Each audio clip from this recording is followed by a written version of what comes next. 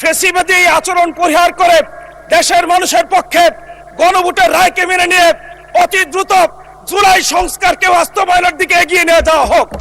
যেই জুলাইকে আজকে অস্বীকার করা হচ্ছে, যেই জুলাইকে আজকে পল্টে দিতে চায়, জুলাই কথা বললে যারা লাফিয়ে উঠেন সংবিধান দিয়ে, যারা জুলাইকে চাপা দিতে চান, যারা জুলাইয়ের সময় রাজপথে ছিলেন না, রক্ত দেননি, তাদের পরিবারকে কেউ জুলাইয়ের সময় শাহাদাত বরণ করেননি, তারা এই জুলাই আন্দোলন চলাকালীন সময়ে সীমান্তের ওপারে 5 স্টার হোটেলে ছিলেন।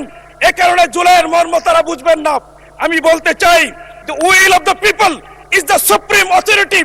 The supreme power of a nation depends, belongs to the people. আমার দেশের মানুষ কনফার্ম করেছে, আমার দেশের সিটিজেন্স এটা কনফার্ম করেছে, এই জুলাই আন্দোলনের চেতনা জুলাই সংস্কার বাস্তবায়নের মধ্য দিয়ে করতে হবে।